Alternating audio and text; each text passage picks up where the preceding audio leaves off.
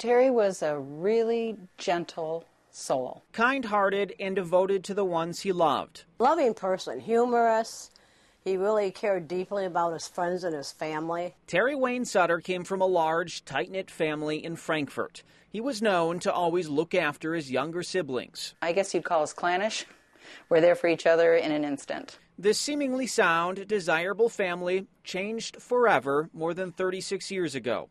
It was September 1st, 1973. Terri got a ride from his mother into town. The plan? Catch a movie at the Garden Theater, then go bowling nearby. Terri was supposed to call when he wanted a ride home. The 15-year-old boy never called and never showed.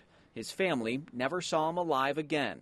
I remember the following morning when Terri didn't come home. His sister Joy was only 6 years old at the time. It just wasn't him not to come home. It wasn't long before panic set in for the whole family. Terri's older sister, Roxanne, who was 18 at the time, vividly remembers the moment police broke the news. Like somebody knocked the wind right out of me.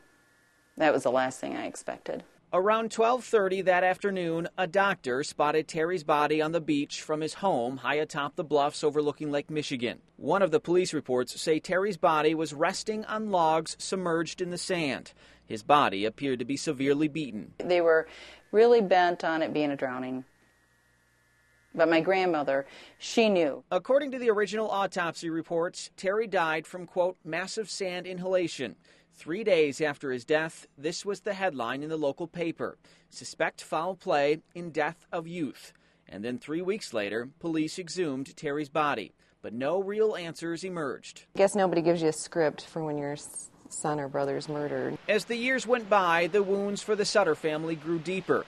Police held countless interviews, many with Terri's classmates at Frankfort High School. The reports revealed Terri ended up at a beach party that night where someone supposedly, quote, shoved his face in the sand and threw him in the water because they feared he would tell police about the party. Some interviews suggest whoever was involved dropped Terri's body down the bluffs and brought his pants into town near the water to make it look like he drowned. The end result, many theories, but no arrests. You very rarely saw a murder in Benzie County. Pete Sandman is a longtime reporter and former managing editor for the Benzie County Record-Patriot. He's followed the case closer than perhaps anyone else. And this past fall, he finally got a chance to write about it. I should have done this 30 years ago. Through the Freedom of Information Act, Sandman got his hands on dozens of old files on the case. Over the course of nearly 2 months, the Record-Patriot published a lengthy series of articles detailing what may have happened that night 36 years ago.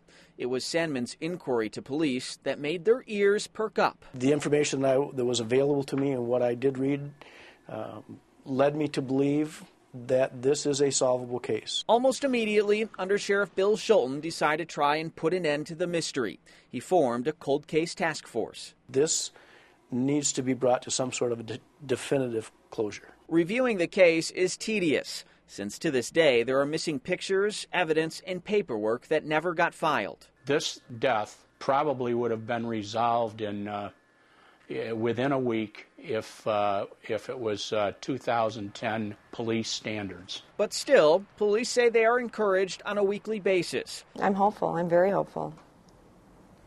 In fact, I want to say I think this is it. More than ever, the Sutter family is ready to put this behind them for good. The family knows nothing will bring Terri back to life, but justice may serve as that last stage of closure. At one point in my mind, I forgave whoever did it so I could get on with my life. But it's easy to forgive someone who doesn't have a face. I'm Ryan Raish reporting for 910news.com.